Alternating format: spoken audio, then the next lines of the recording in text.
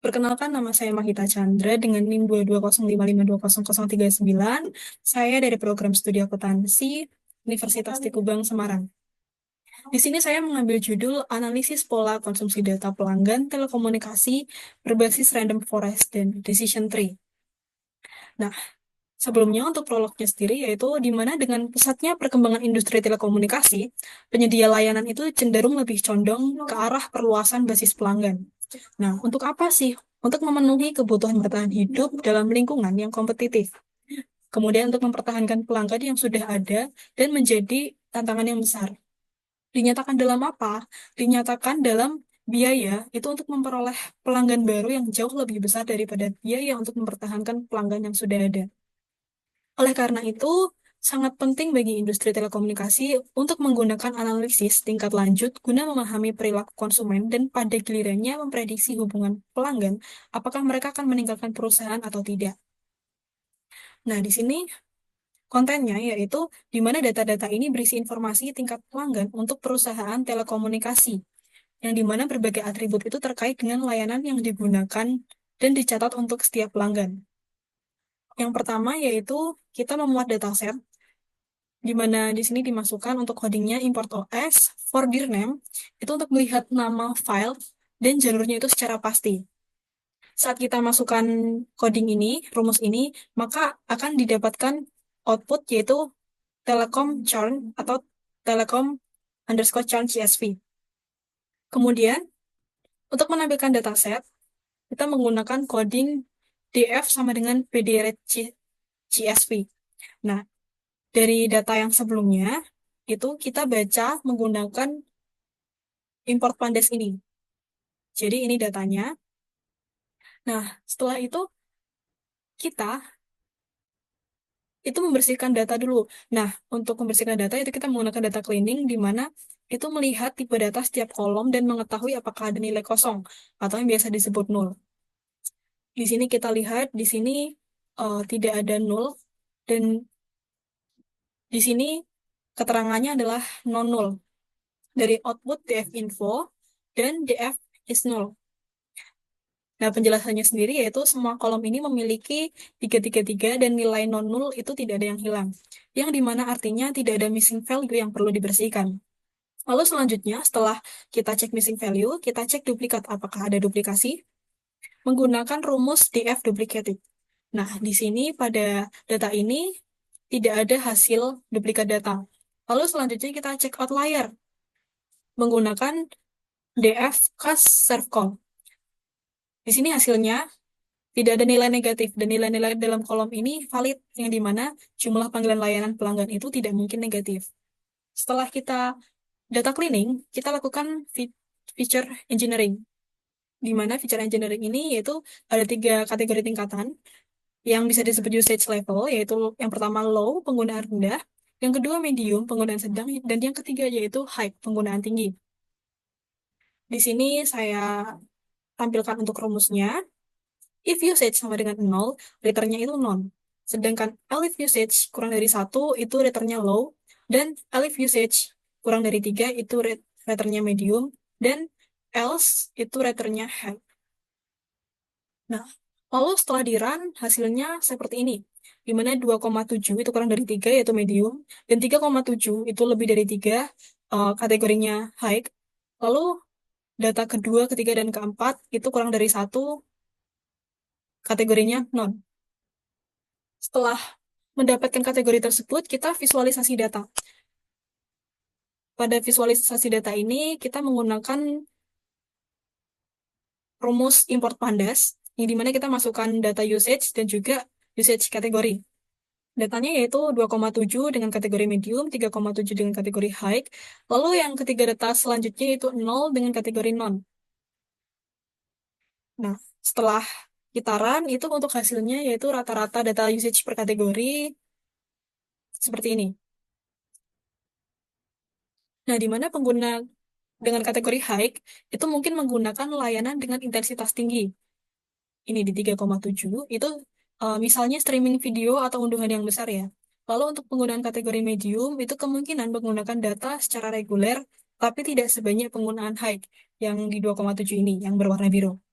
Lalu untuk menggunakan kategori non, itu bisa menjadi target untuk aktivasi ulang atau promosi khusus nih, agar mulai menggunakan layanan bagi orang-orang yang belum menggunakan layanan. Lalu setelah itu, setelah divisualisasi, lalu bagaimana sih penerapan algoritma klasifikasinya? Yang pertama, saya menggunakan random forest, di mana kita menginput data.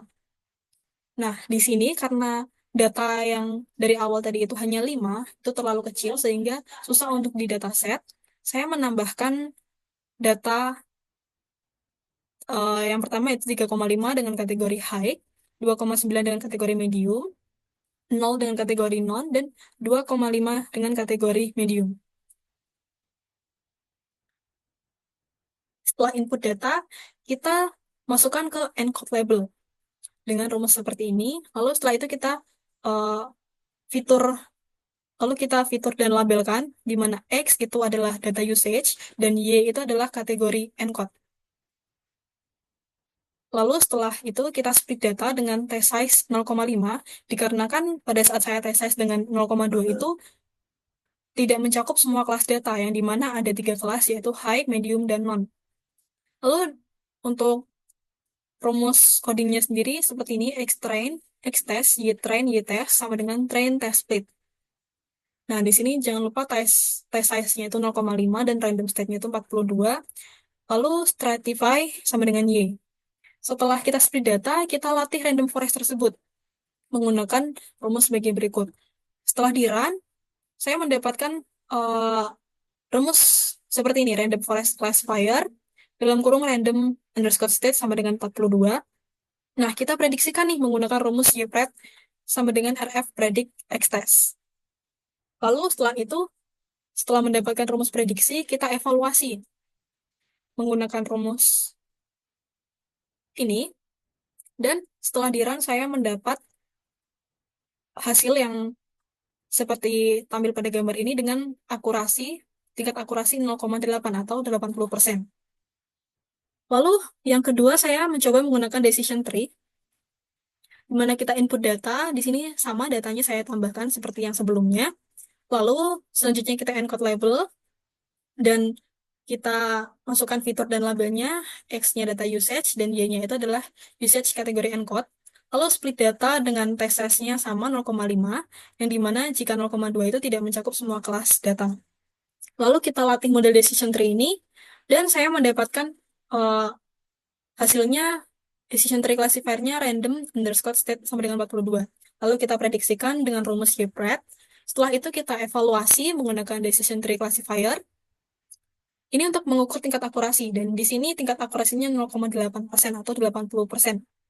Itu sama seperti yang menggunakan random test. Setelah itu, kita mencoba evaluasi performa model, yang dimana kita bandingkan saat menggunakan random forest dan juga menggunakan decision tree. Nah, menggunakan tingkat akurasi dari random forest dan decision tree ini, itu menghasilkan tingkat akurasi sebesar 80% pada data uji atau testsetnya. Nah, artinya itu apa sih? Artinya dari 5 pelanggan yang diuji, 4 diantaranya itu berhasil diklasifikasikan ke dalam kategori penggunaan yang benar. Nah, ini tuh menunjukkan bahwa meskipun dataset sangat kecil, model ini mampu mengenali pola dasar dengan cukup baik.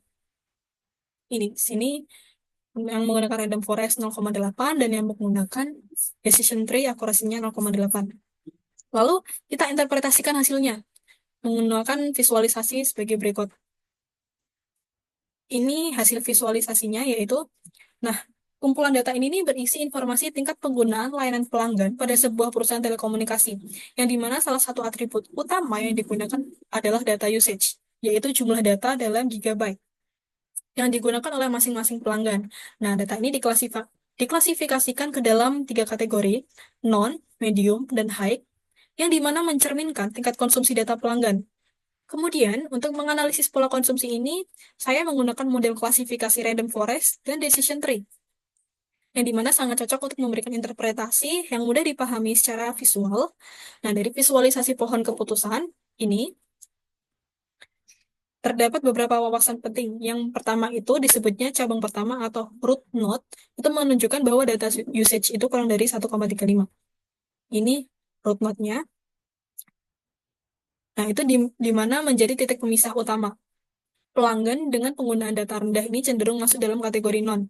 Nah, jika penggunaan lebih dari 1,35 itu, maka model itu akan melakukan pemisahan lebih lanjut. Kemudian, jika data usage itu kurang dari 3,2 GB, pelanggan tersebut diklasifikasikan sebagai medium. Ini diklasifikasikan sebagai medium karena kurang dari 3,2. Lalu, jika lebih dari 3,2, pelanggan dikategorikan sebagai high.